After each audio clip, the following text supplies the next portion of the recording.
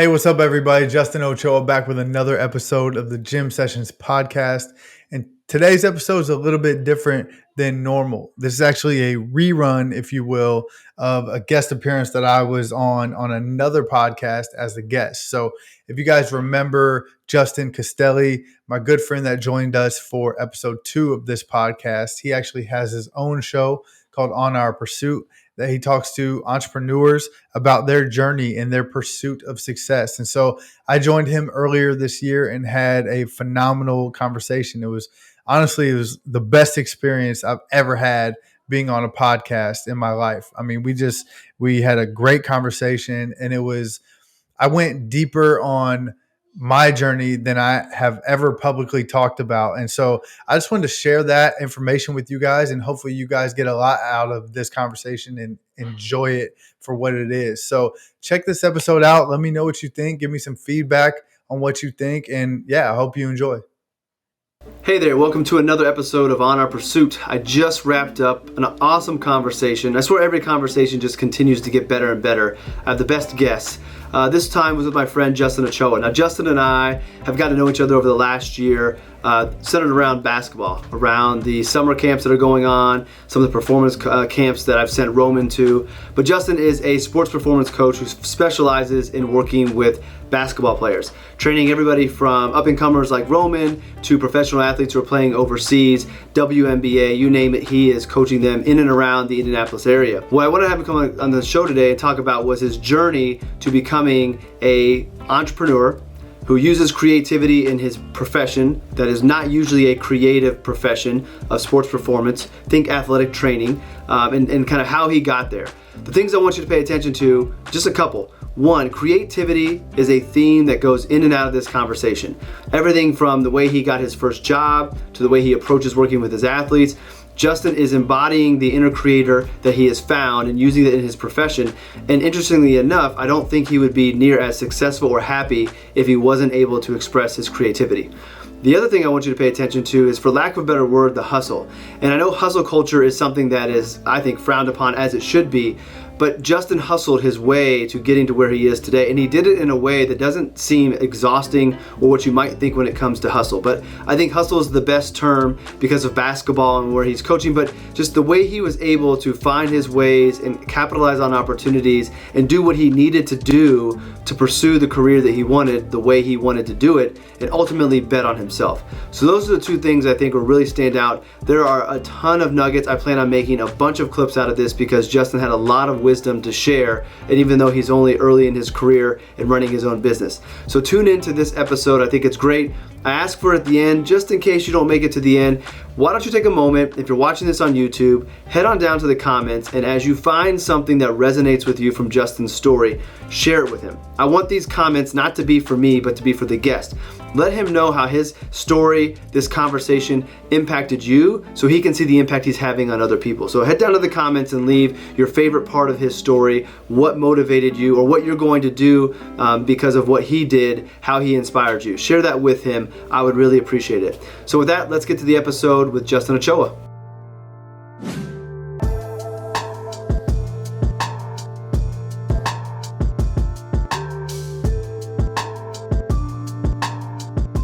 All right, so now we're into it. So we'll ease into it. But So this is returning the favor of being on your podcast, which was a lot of fun. So I told you before, we'll have the video editors cut away like right now, and then they'll show something from there. Because we have the same name, so when I introduce you, it's going to feel awkward. I appreciate being here. And yes, it's weird to call each other Justin and like be, because I'll never talk third person. If you ever hear me refer to myself as Justin, smack the shit out of me. Yeah, exactly. So, for those that missed the intro, if you skipped that, I have my friend Justin Ochoa here.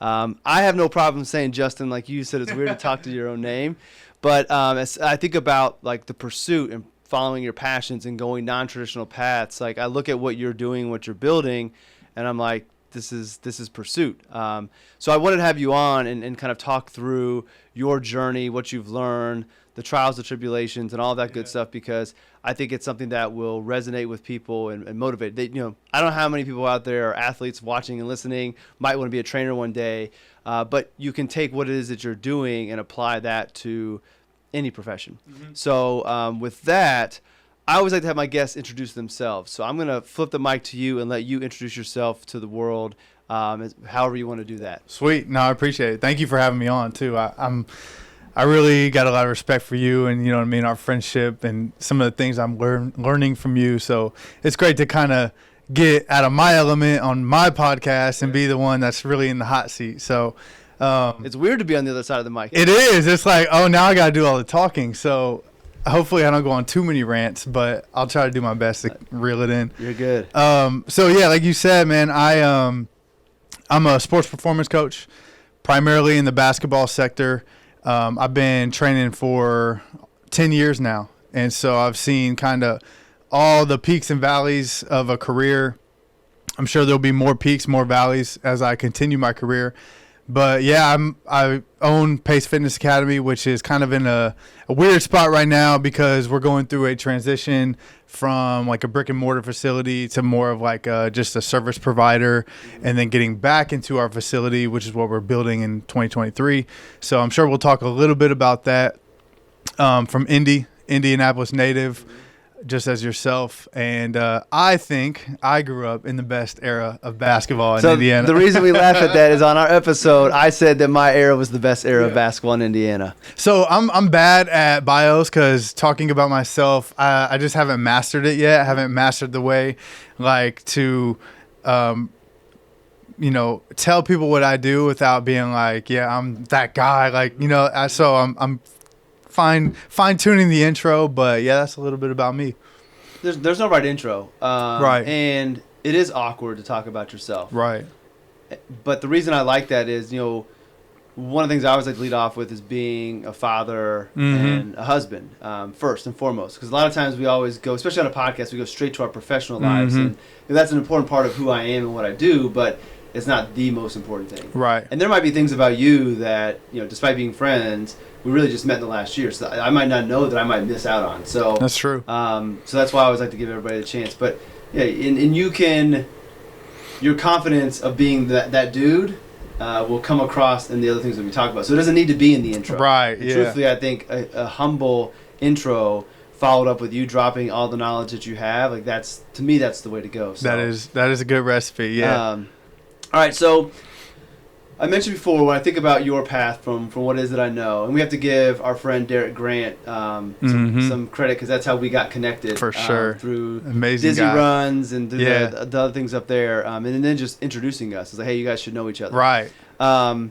So, you know, I don't know how many people realize how difficult it is to be a trainer, an athletic trainer, an athletic trainer for professional athletes as well.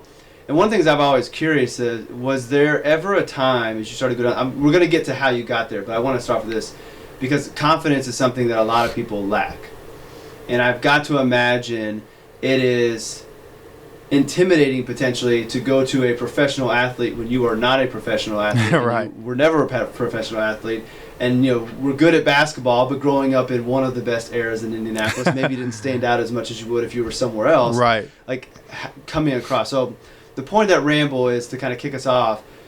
How did you overcome any head trash that you may have had? And did you find that these professional athletes weren't trusting of you because you weren't a professional athlete in the past, or did that matter to them? You know, what's crazy is in strength and conditioning, sports performance, like this whole world that I'm in, when I first got into the industry, I was so obsessed with getting all the accolades, certifications, and all of like the traditional things that you would think you would need. So at one point, I had every single certification that the National Academy of Sports Medicine had to offer. Okay. Part of that is because of how they run their programs. You have CEUs, or continuing education units. You have to get 2 every 2 years to recertify your license. And each certification is worth 1.9. Okay. So you have to get 2, you know what I'm saying, to exceed 2.0. So I literally just had to do that. So at one point I had like 12. Like I had like prenatal training certification, like stuff I didn't care about. And the reason being is because I thought that all of those, like, you know, letters behind my name would validate me as a trainer. Like all the accolades and all the certificates that I got would be like, oh yeah, I want to work with that guy. And I'm not saying that it didn't, but what I found the most success in, like especially pertaining to professional athletes, was just like really just being myself, which is a person that is like here to help, and somebody who's, you know, seeking out ways that I can provide solutions to people, whether it be athletes or, you know, anybody else in whatever space. So when I would start to get these relationships going with these athletes, they never asked me like, hey, what was your playing career like? Hey, what was your educational background on this topic? What certificates do you have? They didn't even ask me like, what are we going to be doing? It was more of like, we built a trust, and I showed support to them in aspects of their life that didn't involve like bouncing the ball or putting the ball in the rim. So the more I did that from a genuine space, the more I saw that people were gravitating towards me because of like how much I cared about them as a person, and not about like how much clout I could suck from them or how much attention we could get if we worked together. It was just like approaching it for the right reasons, which at the time like takes no effort. It's just like how I'm operating, and that's what I do. You know what I mean? So it was crazy that like it never came up. It was just an organic thing where people saw ways that I could help them, and then they wanted to be a part of the program because of the results that they got, and not necessarily like what accolades I had or anything like that. So I don't know if that answers the question like solely, but that's just kind of my takeaway, the first thing that came to mind. Yeah, no, there's no right answer. And whether that answered the question or not, because I forget exactly what the question was. I was so into your answer and like picking up the things I wanted to dive deeper on. You know, you mentioned being yourself, and authenticity is something I think is really, really important and something you can't fake. And I also think that when you're being your authentic self, as I've gone down this rabbit hole of quantum physics and like energy and the energy we put out, there's probably something about you that like we can't see and we can feel. I think it's why we hit it off so quickly. Right. Yeah. It's just you put out this vibe, this energy that is trusting, and these athletes know that, you know, this guy really has my best interests. Right. You trust your gut, your intuition's not, you're rarely wrong. You're passing that invisible test right away just because of who you are. And one of the things that I appreciate the most, and why there's you and then my buddy Zach Sigmund, who trains as well on the west side of town, I went to college with. Like, you two would be the only two trainers in town I would send either of my boys to, because Silas doesn't care about basketball yet. Nah. And the reason is, I think you both do this, but I think from what I've seen, you might do a little bit more. I like that you train, I can tell, the way that you think the game should be played. Right. So, like, if I think about being a financial advisor, there are textbook answers, and textbook answers rarely translate into real life. The same thing with basketball. You know, dribble, pivot, jump stop. Like, you go off, you know, I got taught to shoot a right-hand layup, go off the left, it's connected to a string, and that's how you finish the layup. Well, nowadays, it's become acceptable. Whatever foot is convenient and gets you up quick enough, jump off of that. Right. And watching you train and the little videos you put out, to me, that's just like, you're not teaching because that's the new trend. You're teaching because that's the way you think it really is the best way to be. It just so happens that it's the more modern place. So I like that you're teaching and instructing and coaching to a more modern level. And when I think about the younger kids who have the opportunity to work with you, like, you're getting feedback from professional athletes that then you can in turn take to these younger kids. Like, I think that's really cool. Yeah, for sure. No, it's crazy because, like you said, like how we grew up playing was so traditional. And I think you said on my podcast, like, your game was meant for a different era. Oh, I was ahead of my time. Yeah. And it's like, it's so cool to watch the game evolve and watch how skilled these young kids are at such a young age. And not saying that, you know, phenoms or standouts didn't occur when we were growing up, but now it's like everybody is so skilled. There are ways to separate yourself beyond just like the skills of the game. So you got intangibles, you know, like mental toughness, or, you know, whatever that means to you. Just your approach to the game, like being a professional before you're a professional is a big thing that we talk about. You know, you have to approach it like, yeah, it's still a game. You want to make it fun, but if you want to be good at it, my dad used to always say, like, if you want to be good at it, I shouldn't have to beg you to come. Right. Like, you should have to beg me. And I will be there every time you need me, but I'm not begging you. Like, if you want to put the work in, you can put the work in. So I don't really know where I was going with that, but like the game has evolved so much and the skills are there. Like they're up, like level up. Like you're seeing 9-10-year-olds doing things that we were probably doing like going into freshman year, you know?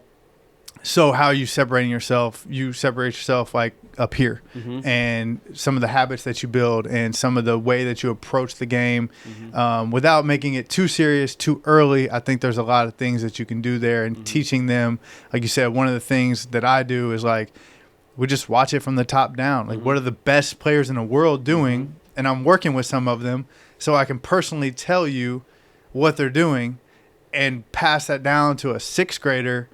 That's crazy to me. Like, I didn't have access to that, and I'm blessed to be able to bridge that gap, you know what I mean, for certain athletes in this area that work for me. And then social media, if you pay attention, like, it's just really cool to be in this time right now. It's different.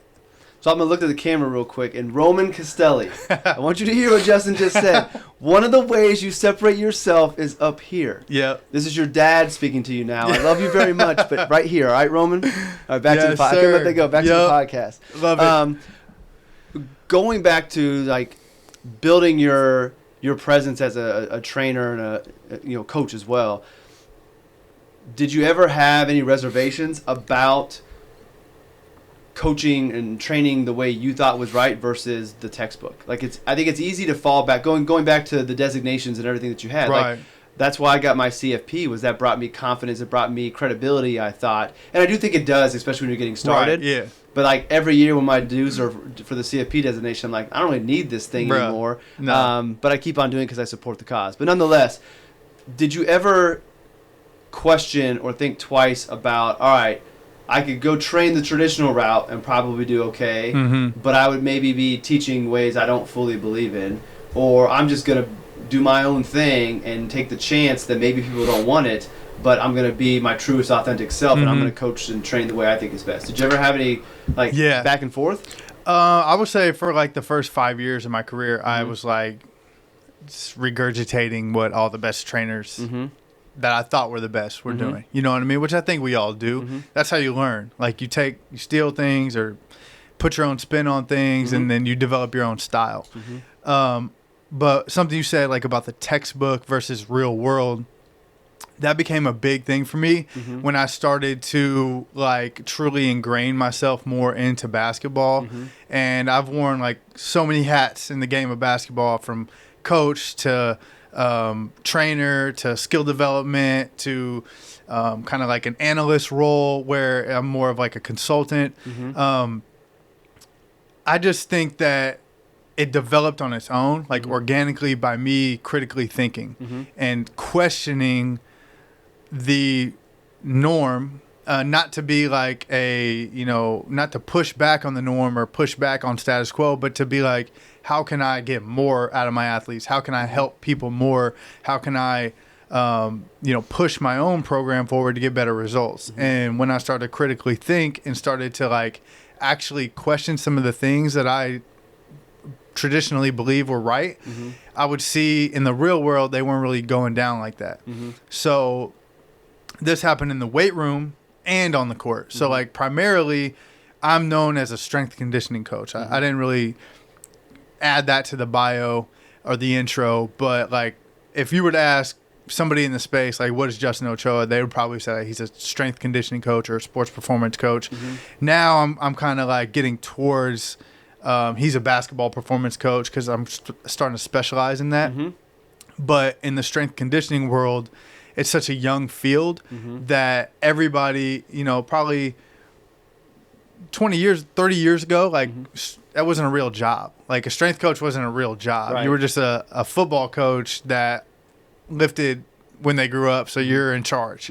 So it's such a new field that for us coming into the industry, I'm 33, so relatively young, in a young field, like you just believe the textbook. You believe what you're taught. You believe all this stuff. So I didn't question it until I started to look for more, look for ways I could help more, and started to realize that like some of the things in the textbook never happen in real life, and critically think and just ask yourself why from a curious standpoint, not so much like a contrarian standpoint, but why there's like a big thing is absorbing force, right? Like in a textbook, it'll say like you have to teach athletes to land before they can jump. What? That doesn't even make sense to me now. Like I can't even process that in my head. So you have to teach a pro athlete how to land before you can do jump training with them. But when they were 8 years old, jumping off a swing and landing and rolling into a somersault out of it and didn't break their leg, that's built in. It's built into our physiology. So there's all these stupid drills that we implement to teach athletes how to land, to absorb force. But like force can't be absorbed. You can look in any science or physics book out there, it can't be absorbed. It's not a thing. Like, where does it go? Like, do you absorb it into your body like a sponge? So like I started to question things like that and realized like the answers were not in the textbook. And then so I watch games, I watch film, I watch people lift, I watch people train, I watch people play, and all the things that I'm questioning are presenting the answers right in front of me. And it's not what we traditionally believed. It's what's actually happening. So then you find ways to work that into training. So instead of like absorbing force, like you teach people how to redirect force or mitigate force to land in a favorable position, or to what I call extend the landing. So if you look at a guy landing from a dunk, they're never going to land on 2 feet at the same time, square to the ground, like in this athletic position. Like they're going to land probably one leg first. They're going to lean this way. Their arms are going to go back this way to give themselves the balance that they need. And then they're going to return to a more balanced position on 2 feet before they, so it's all these things that go into human movement that we thought were like so black and white, but they're not. So you have to watch the game, and you have to watch individuals, and you have to customize what they need and help them with their own strategies, because how John Morant lands is different than how I land. Right. Because he's coming from about 2 feet higher than I'm landing from. So I'm going to land safe and more balanced than him because of a lack of my athletic production. So we should train different. Right. And so the textbook says that we should train the same. So I just started to question things like that. And then it led me down this path of meeting other people that question things like that, and meeting more and more of these coaches that are like questioning things. And then I'm like, oh my God, there's critical thinkers out there. And then when that happens, you get a community and you start to bounce ideas off each other, and then that is basically how you grow as a professional. It's just by constantly seeking better ways to do things, and coming from a space of wanting to find more solutions and not wanting to just like give backlash to everything, but more of like, I'm curious, I'm genuinely curious, like how can I help more? Because as to bring it back to money, it's like if I can help more people get better results. People get better results, then that makes me more of a sought after coach. And at the end of the day, coaches don't like to talk about money because we want to pretend like we're just in it to serve and serve and serve, and we are. But like you said, I'm a father of two. I'm a husband. I got bills to pay. I got mouths to feed. I'm not ashamed to say like, I have to make money from this, or it's not a job. It's a hobby. And I don't want my hobby to be 12 to 15 hours a day. That's a job. So that's kind of, that's rant number one for the day. No, it's a societal thing. So like the conversation about money's always been taboo. Yep. And it wasn't until recent, but like now Pursuit has this little, I won't say it's a tagline, but the mission is connect mind, body, soul, and money. Like that. And like I think I shared on your podcast, like I had to overcome the desire to make more money. Like the desire to make more money is not driven because I want more nice things. I want a little bit more money for my family to do a little more travel. Yeah. But other than that, like, we're good.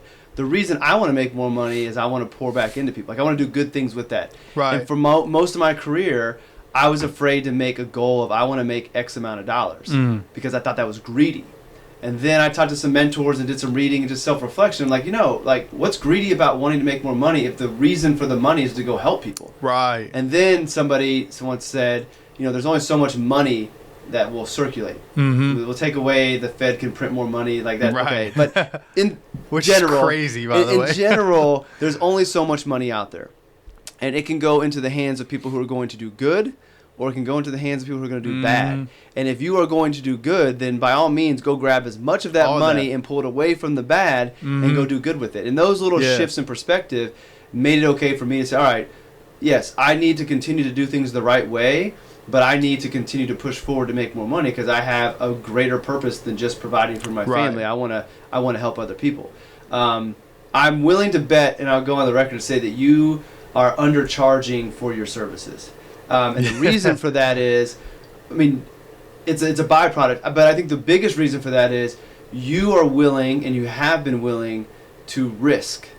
And the risk is that you are thinking outside the box, and you are critically thinking and then solving on your own. Like, you're coming up with your own solutions. Right. And a lot of people are afraid to do that because if they're wrong, then they're wrong and they made a mistake. And by taking that risk, it's making you a better trainer. But also, athletes should be willing to pay for somebody to think outside the box, right? Customize it for them. Say, hey, you should be training like me. I don't care what the textbook says. Here's the reasons why. Right. And from my expertise and my studying and my inquisitive mind, here's what I've come up with. So I think that very few trainers, you probably live in a bubble where you're surrounded by critical thinkers. Yeah. Because you say you build a community. And this is kind of like me as an advisor. I'm surrounded by advisors who think like I do, but then when I take a step back and look at the greater advisor community, we're rare. Trainers like you, I'm willing to bet, are rare. They're probably becoming more and more because people see you doing it, and that you give other trainers the confidence and permission to go think outside the box, which is what my goal was to the profession, was that I wanted to shake shit up. Yeah. In silly ways, like wearing Jordans and T-shirts to conferences, or telling people to embrace who they are, and if you have tattoos, show them, and be you. That was one of the ways that I felt I could shake up financial services. Right. I think you shake up personal training by saying, hey, there's some benefit to the textbooks. There's things you need to understand, but don't be boxed in by that. Right. Be a creator. As a trainer. For sure. All right, my watch is going off. We're gonna keep this in. Bet. So I wanna show this to all of those aspiring content creators and folks out there. The cameras only run for 20-some minutes. You gotta be your own. You gotta be your own crew. You gotta go. One day there will be a crew of people. I know the feeling. I know the feeling. Oh, you know what? I didn't even start mine the first time, so we're only gonna have a little bit of me, or none of me, because it's not even recording. Hey, it's all good. Right. The show is about you anyway. It's all good. This camera over here. Look at that. And we're going to keep all those imperfections in. Boom, baby. I love it. Because I love it. I hope the podcast just shows people that have been afraid to hit play. Yep. Because of all these things. That camera isn't recording. This one I had to stop. But we keep on rolling. So no, I like that. So back to that. I want to draw attention to the creativity that you're bringing to your profession. Because I think, I've talked about other shows, that we all have an inner creator, and I think that our creator, however we want to express ourselves, you've chosen to express yourself in one way, in the way you approach training, that is a great guide for helping us figure out what it is that we want out of life and where we want to go. Yeah. I don't know if you have any comments to that, but maybe I do have a question for you on that. Talk about the importance of being creative and bringing that creativity to what it is that you do. Yeah. So it's crazy, man. I've always been creative my whole life. And I've had different dreams throughout my life, different careers that I wanted to pursue, and things that I, like you said, I don't even know if you know certain things about me, but I've always had this element of creativity. And so when I was growing up, in elementary and middle school, I was a big artist. Okay. I loved to draw. That turned into a love for fashion. And so me and my dad would customize shoes growing up, customize jeans. I grew up solid, you know what I mean? Like middle class, lower middle class family. Like I didn't get everything I wanted, but my dad and I would make stuff that we couldn't afford. Like back when ripped jeans first came out, stuff like that. My dad had like a Dremel, right? And so we would take the Dremel to the jeans and fray them out or rip them out. We would paint shoes, like customized shoes, get like flat white Vans or like knockoff Vans from Walmart, paint like flames on them and stuff. So it makes me think of the Biggie line, sewing alligators on the shirt. Yeah. Like we would do that for real, like and really do that. And I just remember going to like Champs, you know what I mean? 2 for $89.99. He would get 2 fresh white pairs of like New Balances, the 574s, which were like not cool back then. They're cool now, but like we would customize them and stuff. So anyway, then I get to college, and like I swore I wanted to be like a fashion designer, so I started a streetwear brand, and that helped me like get through school. Like then I got a job at the bookstore. They started carrying my brand at the bookstore, like on Ball State's campus. Like 2 bookstores on campus had my brand, and 1 store on IU's campus. What was the brand? It was called Locomotives Design. Okay. So it went by LMD, but half of it was like streetwear, half of it was like a graphic design company where I'd help. Like I was really big in like the rap scene, like at that time locally, and so I'd help with like album art, just like single covers, website design, stuff like that. So I've always been creative, and people are probably like, "How the hell did this dude become a trainer?" Right? Like, but well, I'm sure we'll get into that too. Keep it going. Sports Tell is us my how you got life. there, yes. So long story short, I've always been creative, and so it's just like this like non-tangible part of my life. Like I cannot just keep it simple sometimes to a fault. Like my wife, she makes fun of me. She'll probably listen to this. Her famous line is like, you're always adding something extra. Like I'll cook, right? I'll make some pancakes. Like how hard is it to make pancakes? Just follow the thing on the box, right? And I'll add some extra flair, like something extra, whether it be like some sprinkles, or I'll add like protein powder, sneak it into our kids' diet. Like always adding something extra. So when I approach my job now, it's like, it's just what I have to do. It's how my brain is wired. I don't know any other way other than to take something that is standard and try to add something to it that adds value, whether it be in like a form of creativity for, to keep an athlete's interest or to make it more effective, whatever the case may be. I'm just constantly, my brain is like never off. It's always like, how can we make this better? How can we tweak this? How can we X, Y, Z? And so to answer your question, like I think for people out there to be creative, if you're not like me, where I would say it's like unconscious at this point, just comes natural. You just go back to asking that question, like, is there a better way? Can I add something to this to gain value?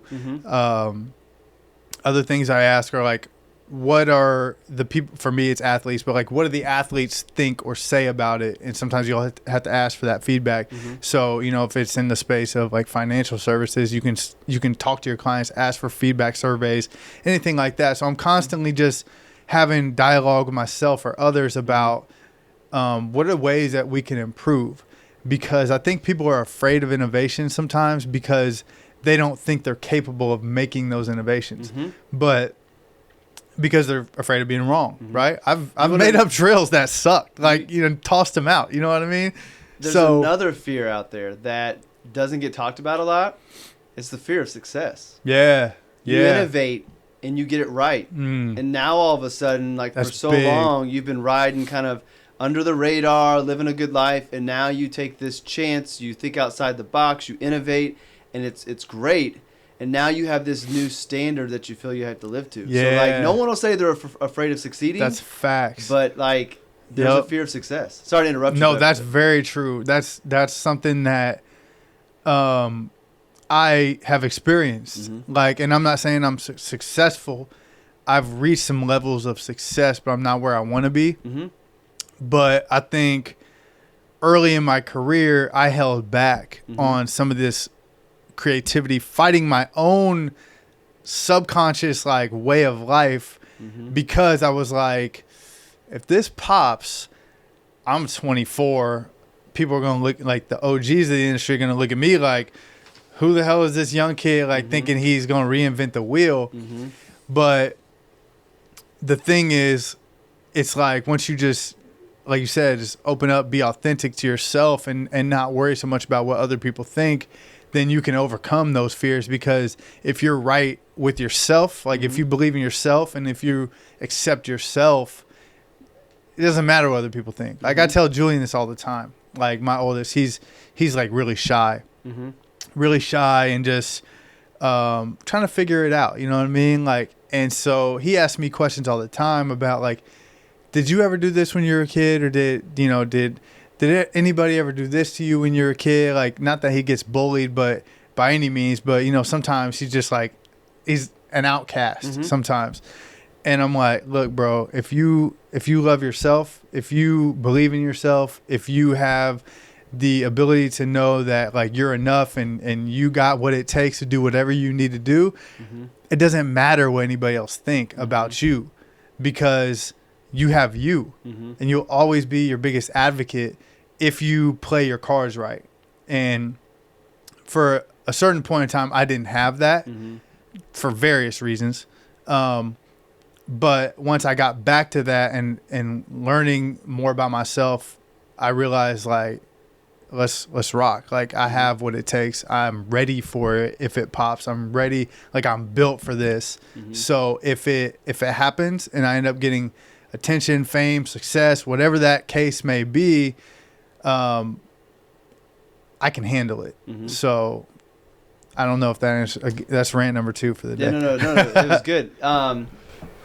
So when do you think you got to the point where you were like confident in yourself? Like, is it recent? Was it years ago? Because I have a follow-up question depending on when this was. So I've had it and lost it. Okay. And got it back. Okay. Multiple times.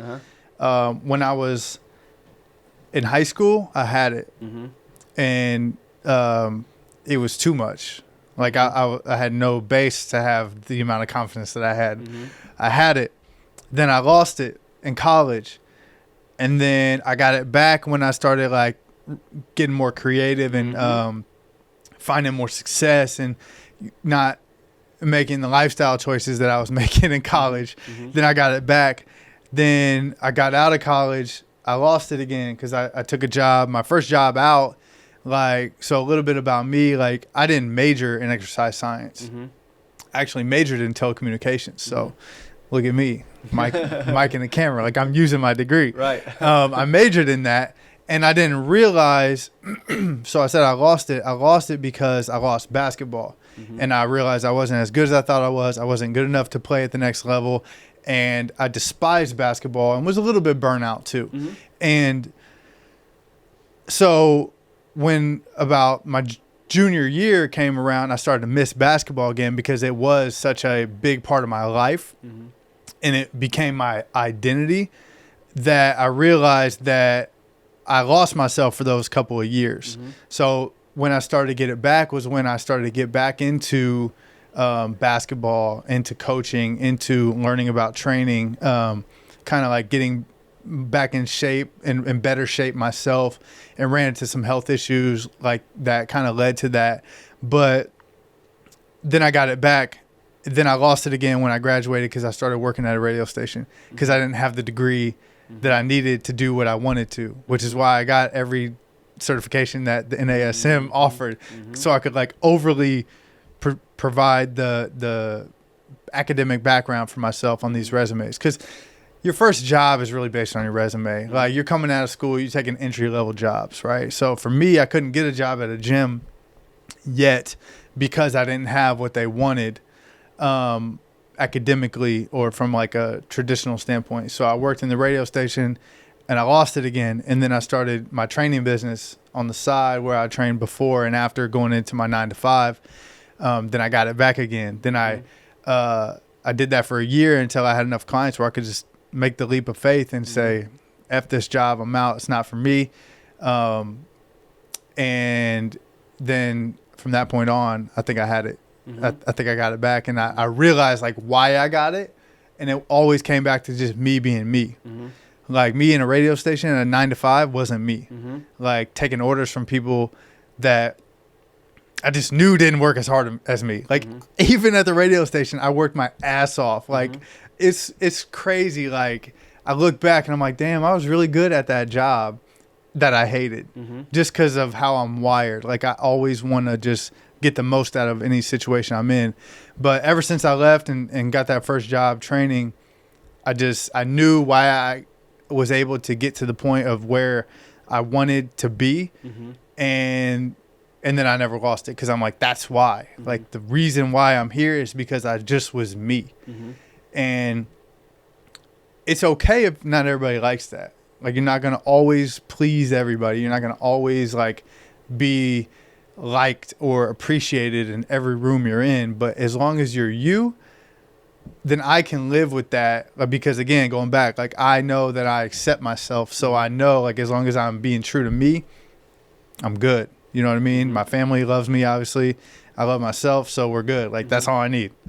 Everything else is extra credit. All right, sorry for the quick interruption, but you should have expected a quick advertisement by now. Want to make sure you're aware of the Weekly Pursuit. The Weekly Pursuit is the weekly email I send out on Saturday or Sunday. I give myself some flexibility as I'm navigating my own pursuit that's designed to help you connect mind, body, spirit, and money. So in here, you'll get some original thoughts from me, some curated content that I found very valuable to help you while you're on your pursuit. The Weekly Pursuit is also the first place I go to when it comes to new drops, hoodies, hats, things of that sort, and also to let people know when there's going to be another collective that will be coming up probably in February, finalizing those details there. If those things are interested, you want to be first to know. The Weekly Pursuit is the best place to find out that information first, and also where we have cool collaborations like we just had last week with Yogi Athlete, a guided meditation that was only advertised mainly through the Weekly Pursuit. We did a little bit outside, but eventually everything Pursuit is going to live on the Weekly Pursuit. You want to subscribe if you don't want to miss out. You'll find out after the fact and be disappointed. How can you subscribe? Great question. Head on over to pursuit.co. That's PRST.co. And right now there'll be a little box that pops up and you can subscribe there. I'm working on getting the landing page set up properly and working with my Convert Kit. For those creators out there, you might know what I'm talking about. I haven't figured out how to match it up right now, so we'll just use the pop-up. So pursuit.co, PRST.co. The pop-up comes underneath. Subscribe to the Weekly Pursuit. You'll start getting an email every week and you'll be first to know of all the cool things going on with Pursuit. All right, let's get back to this awesome conversation with Justin. This episode is so good. I folded up like we're We're just talking now, yeah. I have things I want to come back to at the end. I don't want to forget to ask but like this is like what you described is what I hope that this brand and these shows and what it is I'm doing with Pursuit helps other people find. And I want to highlight some of them just because to me it's obvious, but I don't know if everybody picks up on the things I'm picking up. So first and foremost, creativity is a big part of your happiness. And when you're happiest, you're able to be your best and do your best, and success follows that. So finding how you want to express yourself is what I connect to creativity. We all have it in us. So that's a big part of it. That you got to the point where you realize that you only need to make sure that you're doing things for yourself. And that sounds selfish, but it's not. Right. Because the reality of it is the people who walk into the room that don't like Justin Ochoa, it's not they don't like you. Like we're mirrors to everybody. There's something that you are doing or something about you that reflects on them that they don't like about themselves. So maybe they wish they had the courage to go out and follow their passion. Maybe they had the wish to be, maybe they wish they could be as creative in their craft as you are in yours. And because they can't do it, they hate you because you can. So when you big fact. Yeah, when you understand that all of the criticism that we get from others is actually directed back at the person who's giving it. We just think it's about us. It's not about us. So being able to be comfortable and confident in what it is that you do is an important part of it as well. And then the other part of it that I love is that you've been able to build a career, which I think is leading to the life that you want for you and your family by following your passion. But you did it in steps. You did the training before and after work. Maybe part of that process was to find out, do you really love it? Do you really want it to be more? For sure. It allowed you to build up your client base while you had an income, and then you made that leap of faith. So I think a lot of times when people talk about follow your passion and do what you want to do, they paint it under this facade that it's just like, you just got to go do it. Right. Like there's some truth to that, but there's smart ways to do it. There's planning ways to go do it. So I think that again, I didn't know all of the details of your story till today, and there's still a lot I don't know. But like uncovering more and learning more about you and your journey just is even more so of like you are everything that Pursuit is meant to be. That's dope. And I think that's really cool. And the other thing, going back on the creativity piece, and then I'll shut up because the show is about you, but I want to make sure we pull certain things out. Like, I love that you are a creator, but not in the traditional sense. Because I think when people hear you need to be creative, you have an inner creator, at least me, so I'm putting this thought out there. I used to always go to art or music, and that's not me. But I am a creator in the sense that I enjoy doing these podcasts. I enjoy doing video. I enjoy writing. That's creative. That's me expressing myself in a different form than just being a financial advisor. So the fact that you can go to a textbook-driven profession and bring your inner creator and creativity to it to do better work, you can be creative in any environment. You can work a 9-to-5 job and bring creativity to what it is that you do and stand out, find success, and good things come, because so many people are going to do what everybody else is doing. And the second you add your spin on it and have success with it, you're going to stand out. And the final piece I would say to this is, and I'm curious what you think about it, is going back to being confident in yourself and being happy with who you are. If you're trying to figure out how to bring your creativity to what it is that you do, like, just put yourself in your customer or your consumer seat. Like, what do you want? And then create for yourself, because there's going to be other people who like the things the way you like them. So some people might like the sprinkles in the pancakes. Not everybody will. Who cares about it? Like, they can go get pancakes without sprinkles. The people who want pancakes with sprinkles are coming to your house because that's what you do. Like, just think of yourself and create for yourself first, and that will help you kind of tap into the creator, and then maybe from there it grows. But you've got to give it a chance to flourish. Yeah, that's the thing, is like you said, people might not want the pancakes with sprinkles, but there's also like an art to disagreeing or agreeing to disagree, especially like in my space. Like I've mentioned that community. We don't all agree like on every single thing, but we're all in the same community because of how we critically think. So there are certain times where like somebody might put out something that I'm like, I don't like that, or I might put out something that one of my buddies is like, I'm not really rocking with that. But that's okay, because it causes you to critically think about what your own outputs or methods are. And if you like them and you have success, objective or subjective success, then that's fine. Like, we're big, like strength conditioning, it's big on like studies. Like, if it's not supported by the research, like, don't put it in your program, blah, blah, blah. But I think like anecdotes are super powerful and important, especially in research, because like they're doing research on like lab rats and like untrained college frat boys. You know what I mean? Like, not 6'8" freak of nature athletes that have like the DNA that we've never seen before. So I think personal anecdotes are like super important too. So I just want to throw that in there. Like, it's okay to be like finding out as you go and pitching what doesn't work or what doesn't get good feedback, and keeping what you like or what drives the results that you want. So it just goes back to, again, it's all about like, if you create with the purpose of finding a new solution, then that'll lead you. Like, that'll lead you to where you need to be, because you'll know like if you're getting that solution or not. And if you are, you can keep it and develop it. If you're not, then it's okay. You tried, like it didn't work. Like how many times did somebody try to invent something that didn't work, and then the next thing came and popped? Like I guarantee you, I don't know this to be a fact, but I bet you if you did research, somebody tried to invent Twitter before Twitter and called it something different, and it probably flopped. Like it was probably a social media that was the same concept as Twitter or very close, and it probably came and went and flopped. But for whatever reason, Twitter stuck. Same with Instagram. Same with like any of these new developments, like all this stuff.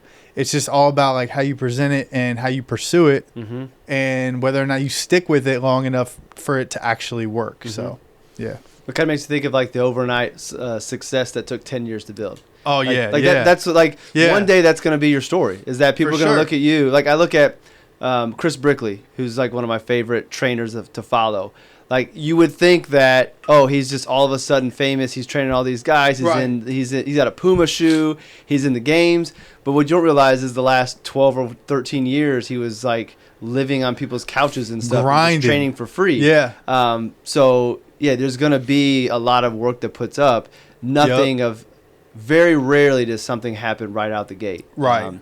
So I think it's a good thing to point out. I had a thought that you were saying, but I forgot about it, so it couldn't have been that important, or it'll come back. Well, I don't want to get to the questions yet. I guess, thinking of, let's go back to the leap of faith, and that can kind of take us to, I'm going to hit you with your favorite thing to do is ask the questions that you don't even know are coming. Yeah, I love that. And I don't think mine are as good as yours, but the leap of faith, a lot of us have families that we use as a reason not to make the leap of faith, rightfully so. How did you work through that leap of faith? I mean, you mentioned already you had enough clients, but like what other things did you, talking to your wife, like what things did you do that allowed you to go from working the job, training on the outside hours to, all right, I'm going to go all in and do this? I've made a couple leaps, you know what I mean? So the first one was just about me getting into the industry. So this is 2012, 2013. At the radio station, I'm like, I want to be a trainer. I'm going to be a trainer. I always think that when you are asking something from someone, like a job, you need to present them with something that you can give them, like add value to them. So it's like, oh, like you shouldn't hire me. You shouldn't go to a job interview like, yeah, I really love fitness and I love training and I think it'd be awesome to work in a gym. Like, that's why you should hire me. So for me, knowing that, I was able to say I went to a new gym. It was brand new. It was less than 6 months old. I said, I have a telecommunications degree with a background in marketing. I've worked for the last year at a radio station in their marketing department. I also have been fine-tuning my personal training skills, and I think I'm pretty good at it. But you're a brand new gym, so it sounds like you're going to need some help with marketing. You probably need some staff to help you grow. So you're probably going to need some trainers. So I would like to fill both of those roles for you for the price of one. You know what I mean? And it worked. So I got that job. So it's like, hey, I can provide value for you as a business. And here's why I should be hired because of X, Y, Z. So taking that leap of faith was like really calculated. Like it was very calculated to the point where I knew that my clients that I was training literally in my garage or in my house before or after work were going to come to this gym with me. And that would be a bonus for them because now they don't have to come to my house and train on my crappy equipment. They're going to come to a brand new gym. That validates me as a trainer, and I'm adding value to a business, and I know that I have the income waiting for me and potentially at that new business that's going to support me walking away from this salary. So that was the first leap of faith. Then 2016. So I'd worked at that gym for like 3 years. Just pay attention also to the creativity and the way that you got the job. Like most people wouldn't think to pair those two things up. So creativity, break your mind away from create as art. Like creativity was the way you structured that position. Sorry. So 2016, I started like really wanting to focus on athletes. So at that gym, I was training just like anybody. I worked with athletes, but like I was training like moms, dads, whoever. I was just a personal trainer. I didn't have like an identity yet and who I was as a trainer. So I started to like really fall in love with the idea of like specializing in athletes and basketball particularly at this point. I was coaching AAU at the time. I was working on some skill development stuff, but training was my main thing, like personal training. So I was like, I go to the gym owners and I'm like, hey, let's start a sports performance department. Like we should do that. We should tap into this market. And they were kind of like, like that's not our thing. Like, so we did it, we dabbled in it, but I never really got that like green light. So I was like, now I'm forced to make a decision. Went to them like, hey, I want to start my own gym.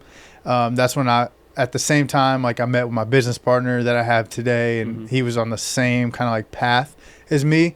So I took another leap of faith. I said, okay, my clients are going to follow me to this new venture, with the caveat being like, eventually I'm going to move away from this population. Like, but in the meantime, like, I would love for you to still join me in this venture. So I took a leap of faith, started working at a place that was just like a booth rent studio, because like I wasn't going to just like pop up a gym overnight. So, but I knew that if I was focused on growing somebody else's business, then I wasn't going to be focused on growing mine, or the idea. Mine was just a concept at the time. Like, so I started booth renting, basically, $550 a month. You come, you train whoever you want, however you want, whenever you want. There's 10 other trainers. It was a good experience to like work with all different kinds of people. But that was like my bridge that gave me time to not build that first gym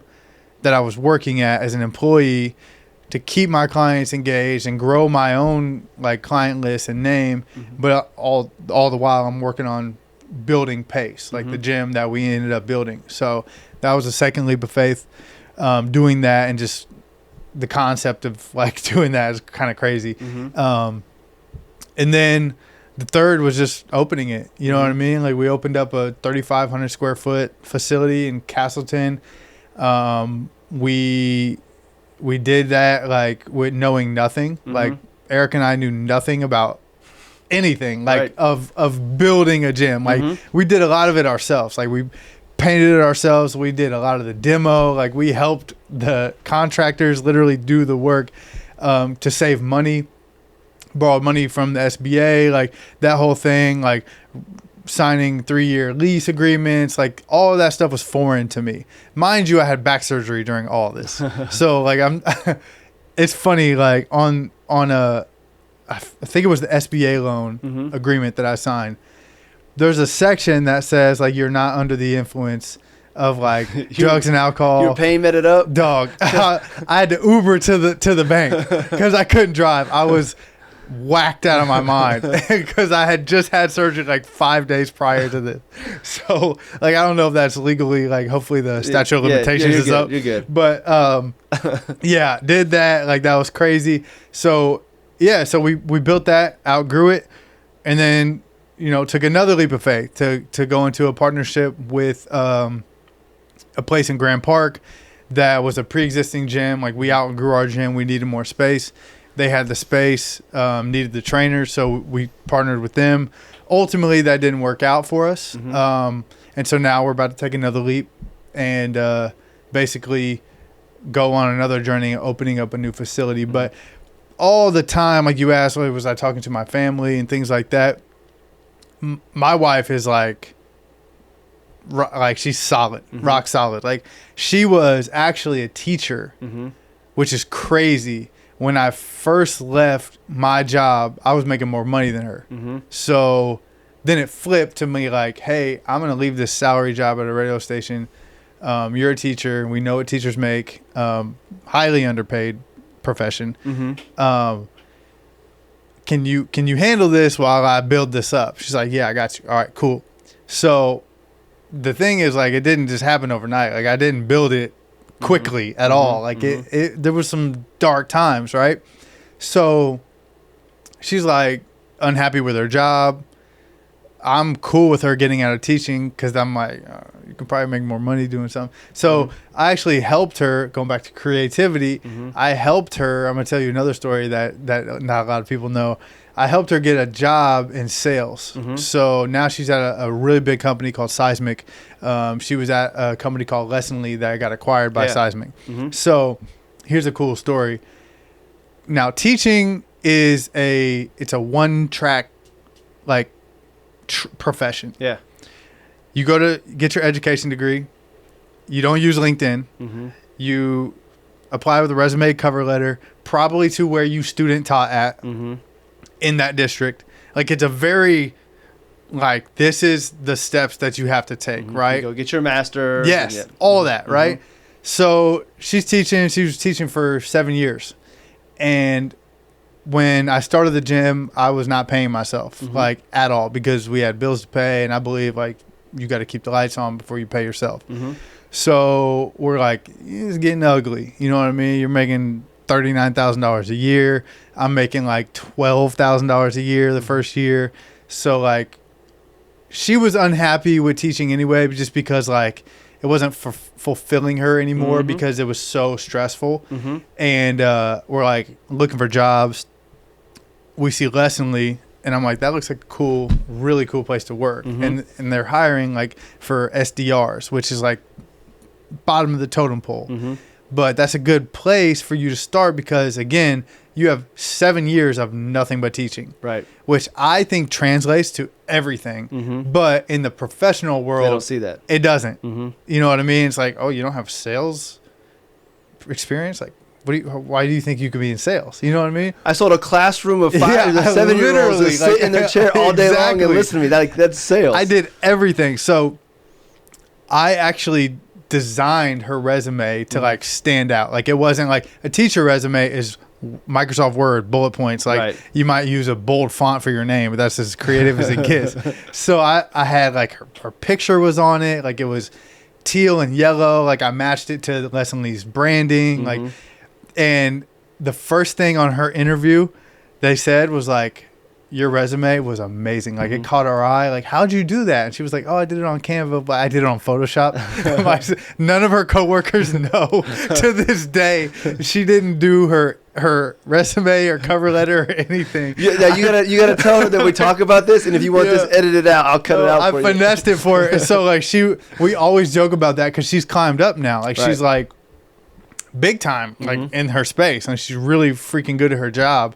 And so like, she's won awards and like getting to that level where she might start doing like some speaking, and I'm like, you gotta keep that story like in your back pocket because you might not, I'm not taking credit by any means for like, she killed the interview obviously, but you're going from teaching to a profession that is like, they want the sales experience, they want you to have that background, and that resume caught their eye, and it's like, what if they didn't take a chance on you? You know what I mean? So like, that's a great story for her to tell about, you know, her own journey. And like, obviously she capitalized on all the opportunities that she had, killed the interview, worked her way up, and she's like in a director role now. But it's just crazy how all the things align where, you know, she has consistently had my back, where if I'm like going to take a leap, she's going to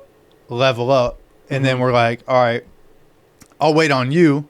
You level up. You get to a point where like, if it goes completely wrong and what I'm about to do, that we're still going to be good to fall back on you. And then when we do that, we just like trade, you know what I mean? Where she'll level up and I'll take the leap, or, you know, I'll level up and she'll take a back seat, or whatever the case may be. So it's just constantly just trying to be on the same page and communicate with her and make sure that we're locked in and we're communicating about like some of the risks and the potential rewards. So I love it. And I love that she didn't, I mean, I hate to see people leaving the teaching profession. Yeah.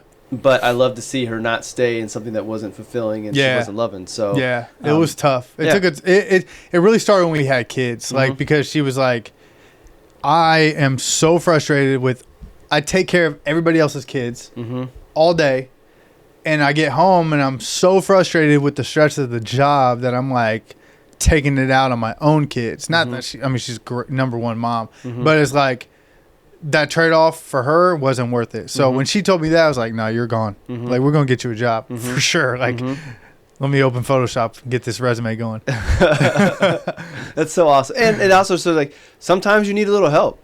Yeah. Like the help she needed was just the design for the resume to pop, and then she could run with it. Like, we can't, and this is something I probably have slowed my personal growth up, is like, I try to do everything myself.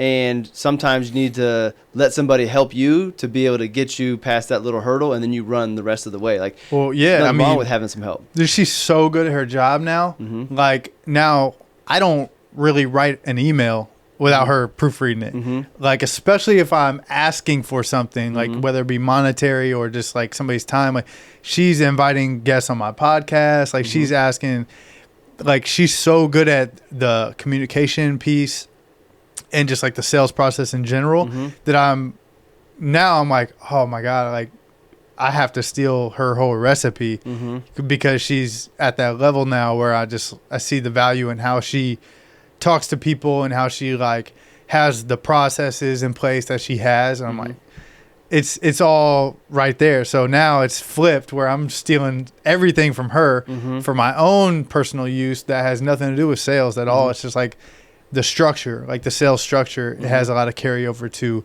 other aspects, other industries, I think.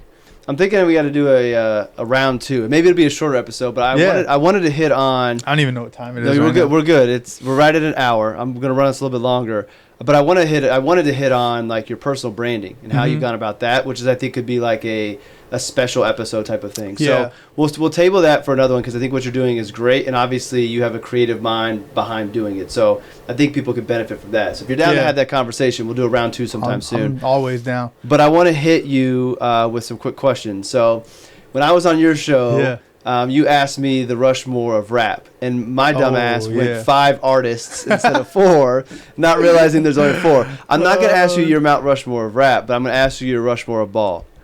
Who's your 4? So are we doing personal favorites or just best? Personal. Your personal. Okay. That is tough. Personal favorites. Yep. Because I don't want people to be like, oh, you didn't put so-and-so on there. It's like, it's who I like. Yeah. It's my preference. Yes. I'm going to go Kobe. Mm-hmm. Allen Iverson. Mm-hmm. This is really tough. Because I love a lot of basketball players. Kobe, Allen Iverson. I'm going to go MJ. So I'm about to kick you out of this room if you didn't say MJ, man. I'm going to go MJ. And then, gosh, I got 2 names in my head that I'm torn on. I went 5. So you went 5? Yeah. So it's Vince Carter. Okay. And this is going to surprise a lot of people. Carmelo Anthony. Okay. So I was going back and forth on Vince Carter and Carmelo Anthony, but like I'm an 80s baby, barely 89. So like I grew up, I saw Kobe's whole career. I love LeBron, but those 4 guys, Kobe, AI, MJ, and Vince Carter, bro. That already answers. So my you other couldn't tell me I wasn't them growing up. My follow-up question was going to be: there's always the debate between MJ and LeBron. I think it's MJ and Kobe. So you already said that you like LeBron, but Kobe. So Kobe wins that one. Dude, I love LeBron. Love LeBron. I love LeBron more off the court than I do on the court. I can't I take it back. I enjoy watching him play. I have mad respect for what he's done as a player. Yeah. He's a freak, great ball player. But I like his whininess and everything bothers me more than anything. Yeah. But like what he's done off the court with the schools, like that's what makes me a big LeBron fan. Dude. I respect him as an athlete, but like what he's done, family man, all that stuff, like off the court is where I really like him. Yeah. Such a clean record. Like never in trouble, never in drama. And trust me, there are people trying. There's people to get him in trouble. actively. Like married his high school sweetheart. Seems like a great dad, great dude, super supportive. Like, yeah, I love LeBron. But like those 4 guys, bro, man, like especially Vince Carter. So I have 2. So the purple wristband over there, I can't confirm it, but that's Kobe's wristband. What? So my dad used to work security at the Pacer games. We knew the guy who owned the security company. So my dad's job at Pacer games was he was one of the guards that stood underneath the basket. Yep. Watch the game, and then he would walk the opposing team's players to the buses. So awesome. He's walked AI, he's walked Vince, he's walked Kobe, and had short conversations with them. So he brought that home. I mean, technically my dad could have lied, but I know he wouldn't lie about that. Nah. And then I also That's have a pair of socks at home that AI wore when he had like 48 against the Pacers. That's he brought them sick. home in a plastic bag, all sweaty and is doing it. sick. Like, do I like take these out? Like, what do I do? Like, it's got AI sweat. Like, so. Dude. So yeah, I have that wristband there. I got a kind of funny like follow up for that. So, like I said, Vince Carter, right? Yep. So I grew up a North Carolina Tar Heel fan. Mm-hmm. Vince Carter, obviously, Michael Jordan. Like, Mm-hmm.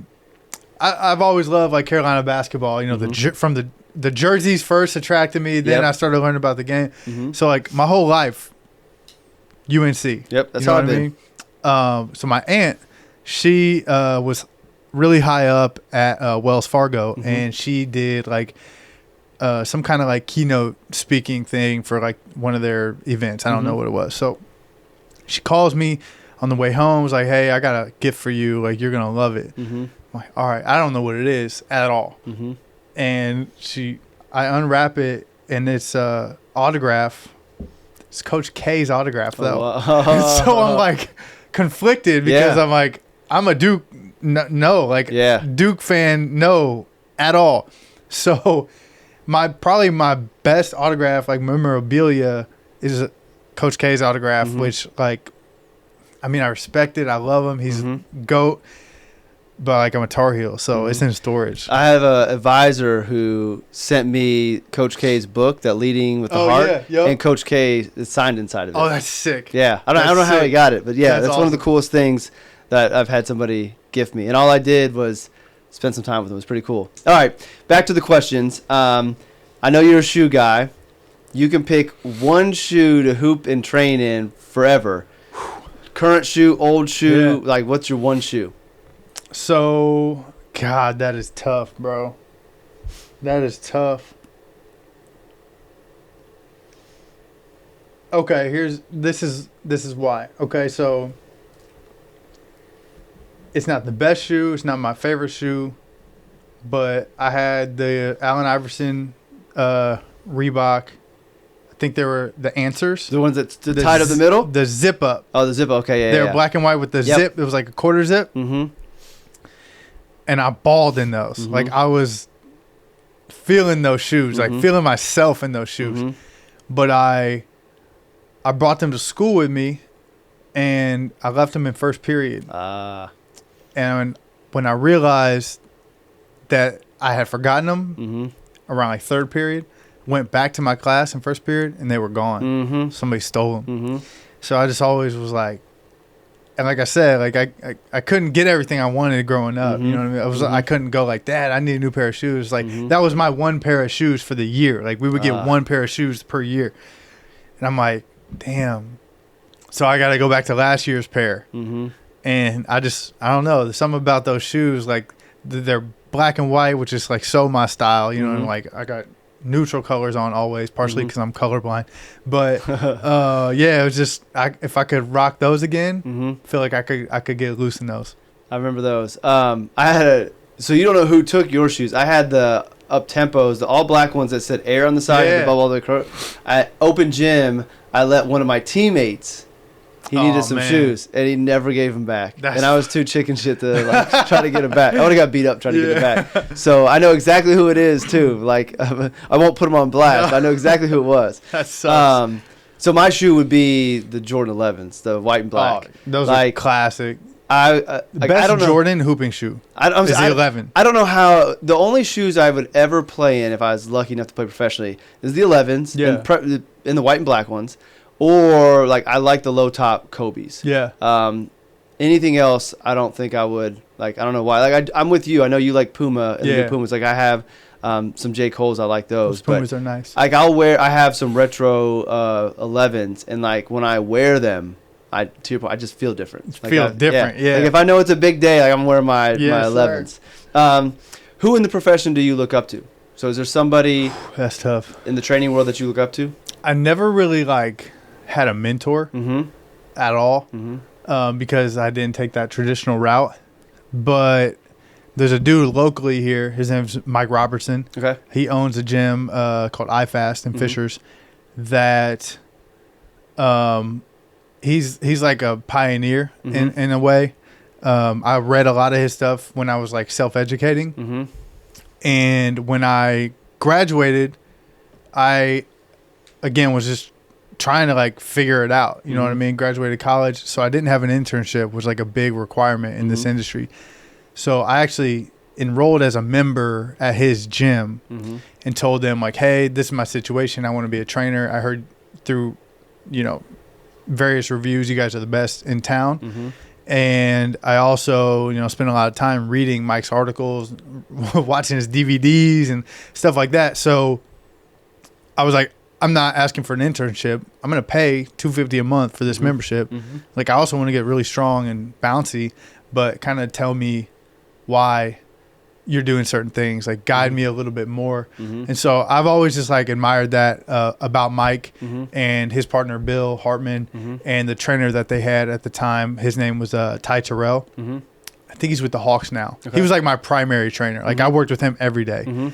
And just the fact, like how they took me in, like knowing that eventually I was going to be quote unquote competition to them, and just still kind of showed me the game and showed me certain exercises and talked to me like different than a normal client.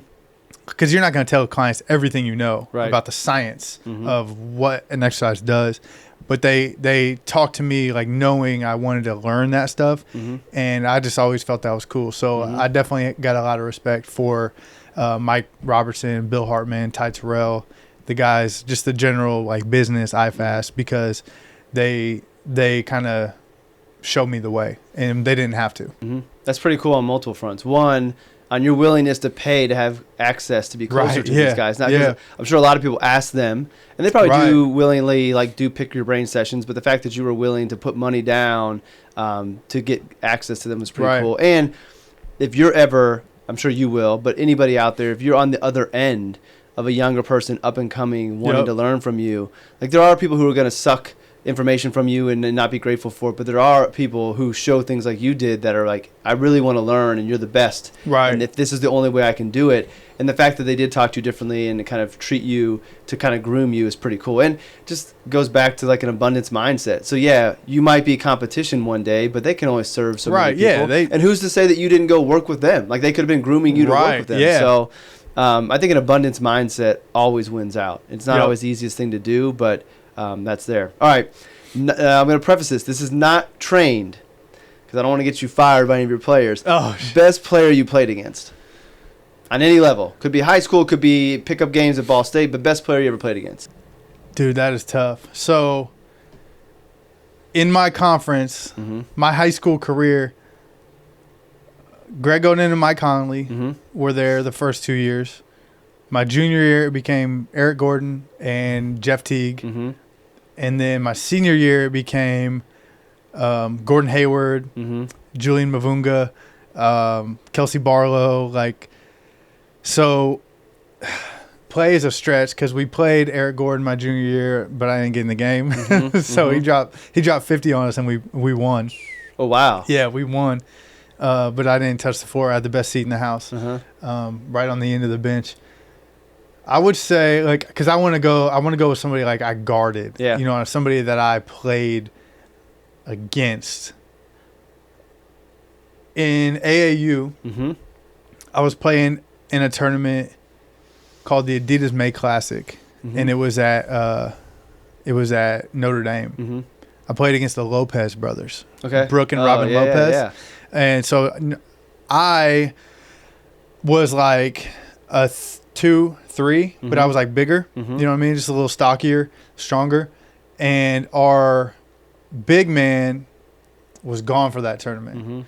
So like at certain times of the game, we went zone. But like certain times of the game, it was me and like Brooke Lopez. And so I got dominated in that game. And so that was a rough go. So that comes to mind. But oh man, there's a lot of names. I would say like just off a pure like craziest thing I've ever seen on a court, I got to go back to Eric Gordon. Even though I didn't physically guard him, like Eric Gordon was the most insane person I've ever seen on a basketball court. I have a funny story. I don't know if I told this on yours. I think we touched on some of this, but So Jason Gardner is a year older than I am at North Central. Yep. And I grew up at the Jordan YMCA, and that's right by North Central. So all the guys at North Central would be there. So, summer pickup balls, I was around him and his brother. And the junior year, we play Lawrence North first game of the year, and then we play North Central second game. So I'm starting as a junior. I did tell this on your show, but not really watches it. I won't tell the second part. I get the ball, like first possession, and Jason's guarding me. And for those of you who don't know, Jason Gardner was Mr. Basketball. I was showing highlights of him to my boys because he has a son, Jason, that Jason's is in good. 8th grade now. And moved to Arizona. Jason's Yeah. good. So I was like, well, you think he's good? Look at his dad. So Jason was Mr. Basketball. He went to Arizona, was a 4-time All-American, was National Player of the Year, I think his junior year. I would say, not to interrupt, he was the best player that never made it to the NBA. Yeah. Ever. Yeah. Like, I can't think of a better player that never, and he had a great, successful career. Yeah. But, like, I just don't understand that. So back to my junior year, he's guarding me. Like the first 3 times I touched the ball, I didn't dribble. I was afraid to put the ball down. And then I finally loosened up. I think I had a decent game for that one, but I never would have expected that I would open up and Jason was guarding me. Now I didn't guard him, but I legit played against him. Yeah. And then I think I also talked about it, but Andre Owens is still like local, and playing against him like in the Nike league we played in the summer. And then I never forget my senior year, he killed us, had 40, and he was going up the sideline, went through somebody's leg, did a reverse dunk. And we had these breakaway rims that like rarely broke away, and when they broke away, they got stuck down. So he did this reverse dunk and broke the rim down. Damn. And they like stopped the game to pop it back up. That's fire. But yeah, so that's fire. It's fun to reminisce. It's cool to see those guys like still doing their thing and playing. All right, I want to go back to more of a serious question. So those were the fun ones. You mentioned, you've had levels of success, and I think that like humility is something that's a fine line. I think it's okay to be, proud and talk about the successes we've had without having to downplay them. But you said something that caught my ear. That was, you're not where you want to be. So how do you define success for yourself? So it probably changes every day, but I would say right now my main focus is like not financial. It's just more like who I'm serving. So I want to get to a point where I'm working with the best basketball players in the world or people that want to be. So I'm not saying I only want to train pros or adults, but like a kid like Roman who has that like fire in his heart, and he whether or not he makes it or becomes a good player, like I can see his approach and he's like dedicated. So want to work with people like that, and obviously that's gonna condense my clients to a little bit more of like a smaller number. With that, I want to grow some of the other trainers and previous interns that I've had in the past by bridging that gap and saying like, hey, I'm focused on this kind of group, but if you want to train, you can train with Tavon or Maddie or Adam or whoever, and then utilize that extra time to like just be more around the family. So spend more time with my kids. If I can master that, then that's success for me. Okay, that's a good answer. All right, final question. You are getting paid to speak. You're walking out. Oh, I know what's walkout coming. Song. What's going to be your walkout song? So the crazy thing is, you asked me this on my own podcast. Yeah. So my answer is different. Okay, I love it. Man, that's tough because on my podcast, I said Nipsey Hussle, Hustle and Motivate. Yeah. Still a great song. Love it. But you might have to put some audio into this because I doubt that a lot of your listeners have heard Rod Wave. Okay, yeah. It's a song called Rod Wave, or it's a song by Rod Wave. It's called Get Ready. Okay. And the whole first verse is just like fire. Okay. Like it's just like, I would say try again next year, but next year will probably be my best year. and I'm just like, yeah, that's me. Like next year is gonna be my best year. And then I'm gonna look back on what I did and be like, yeah, I was ready for that. Like it's all about like you don't have to get ready if you stay ready type. You know what I mean? So like we talked about, some people aren't ready for success. Like I truly believe like I'm built for whatever comes my way, good or bad. And so that's kind of what the song is about. So well, a little snippet in there. Yeah, we'll get in there. And as stuff. DG would say, Derek would say, like your net worth will never exceed your self worth. Which same thing as success. Like you can't be successful until you believe that you can be successful. Yeah. Then you can. I feel like you and I are the same, that we pull confidence and motivation from like lyrics of songs. Like, to the thing, what you just mentioned is the thing I do. Like, I find lyrics in song that like, or songs in general that speak to me, that like they pump me up. So I think that like my overall level of confidence and self-belief is part, instilled from my parents. It's parts just genetically who I am, but I also think it's part the influence of hip hop. Like, for whatever reason, I see through all the the negative of hip hop, and I find the songs and the parts of the songs that have the confidence, and like there's the silly things, and then we'll wrap up. So I try to get Roman to get this way, and he has his music that he likes, but I try to play some old stuff, and I love Naughty by Nature when they first came out. And there was this one song, I think it was Take It to Your Face. And like they would play it, and the chorus is Take It to Your Face, and it'd be like, yeah. And I envisioned in my mind, I could never dunk regularly, but I envisioned in my mind the way the beat hit and everything, it was Take It to Your Face, and it would be a dunk. Like, I can envision like a Jordan highlight reel to this song, but I found these songs that had nothing to do with basketball at the time, but I would interpret them as like, I'm taking it to you on the court, not the way they're taking it. So music is so powerful. Like, I'm a big music guy. Like, I think on my Spotify like yearly wrapped up thing, I was like in the top 10% of music listened to, something like 64,000 minutes of music, or I don't remember, but it's like, I identify with certain songs and certain like, just like, I don't know, themes of like struggle, overcoming things, or just like, and I just attach them to like what I'm going through at that time in my life, and I don't know, it just clicks sometimes. It just like makes sense. So,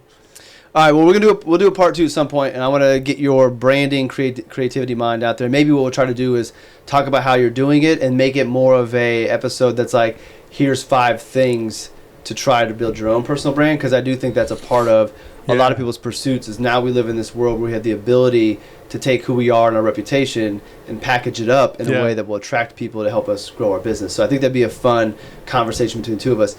In the meantime, where can everybody find you? Drop all the social handles, all that type of stuff. So basically everything is Justin Ochoa 317. Okay. So last name is Ochoa. So I'm on Instagram and Twitter, Justin Ochoa 317. Everything else, like, you can stem out from there. You know what I mean? I'll link to all that stuff. Yeah, link to that, and you can find me. Reach out, shoot a DM, like, get some feedback on the show. Like, that'd be dope. And check out my podcast, Gym Sessions. Yeah, I'll link to that as well, and I'll revisit our episode as well. Absolutely. Well, hey, man, I appreciate you coming in. I appreciate you as well, being patient as I set up the studio. Dude, and man, I'm so pissed I'm pissed that camera didn't work, because I had that father-son moment that was going to be so special. Oh, my God. And the camera didn't get it. So they're going to get it from, like, the side angle. It'll still be good, though. Yeah. I'm bummed on that. Lessons learned. All right, man. Well, hey, I appreciate the time. I appreciate you sharing your story. Yep. Like, seriously, like, it's weird. I think every episode's my best episode. Let's get it back. It's not my best episode, but the guest is the best guest. There's so much in your story that I'm just like mentally going through. I'm like, oh, that's a clip. That's a clip. That's a clip. Because there's so much about what you've done and how you've approached it, and creativity that embodies pursuit way more than I thought. Like, this was so fun, dude. I knew it was gonna be a good conversation. It was so fun. And I knew we would have a lot of good stuff, and I knew we would inspire you, not me. You would inspire people.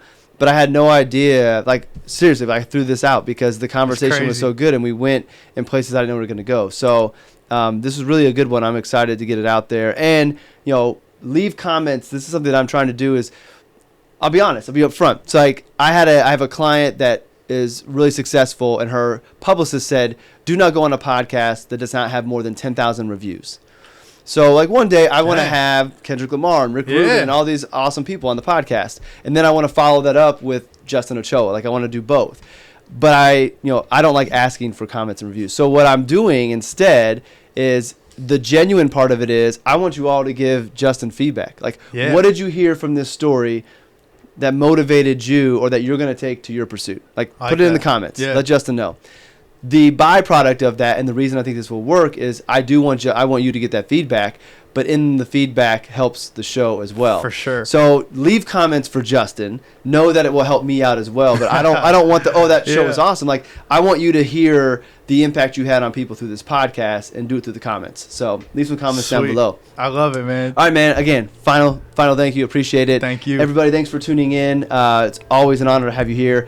It's an honor to be a part of your pursuit, and let's keep pursuing.